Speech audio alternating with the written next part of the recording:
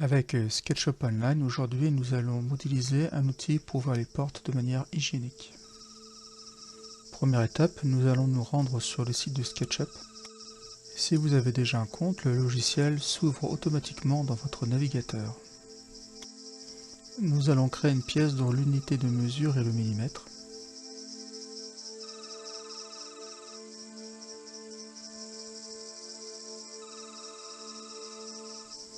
Nous allons nous mettre en vue de dessus. Nous faisons maintenant un cercle de rayon 10 mm. Donc là il suffit de commencer à faire le cercle et en tapant directement 10 et la touche entrée, le cercle se cale sur 10 mm de rayon. Nous effectuons maintenant un deuxième cercle avec un rayon de 16 mm.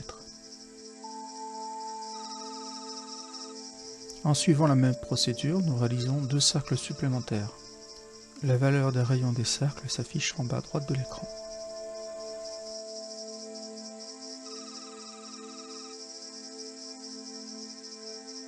Maintenant, nous allons supprimer tous les traits superflus de notre esquisse.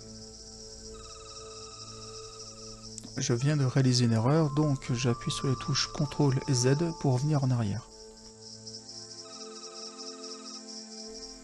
Je supprime l'intérieur des cercles avec la touche Supr. Nous allons réaliser la partie qui se trouve en contact avec la porte et qu'on ne doit pas toucher donc avec les mains. On commence par faire un trait de 50 mm, puis on descend de 5 mm et on repart sur la gauche de 5 mm. Pour faire un objet un peu plus design sympathique, nous allons faire une partie un peu penchée en gardant les mêmes proportions. Afin de renforcer la structure de notre clé, nous rajoutons une épaisseur un peu plus substantielle pour le bas.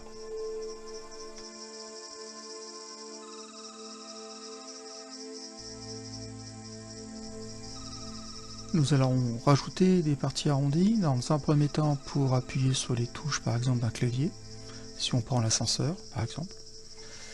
Et ensuite pour un côté esthétique,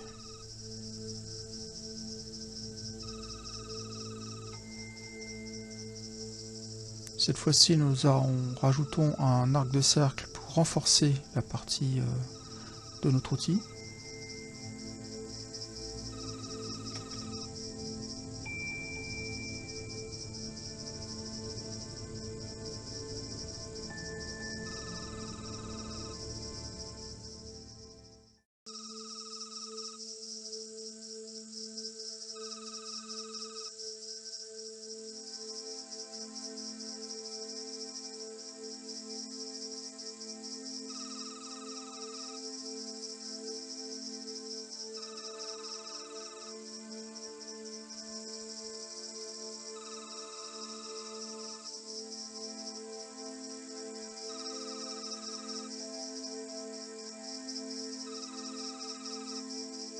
Le profil de la clé est fini, donc maintenant nous allons l'extruder de 10 mm pour donner de l'épaisseur à notre objet.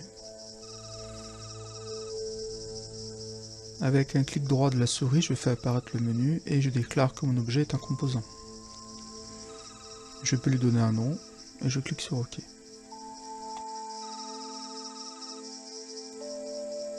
Je sauvegarde mon travail. Et si je veux lancer l'impression, il faut que je le fasse au format STL. Je télécharge le fichier qui me permettra de lancer l'impression par la suite.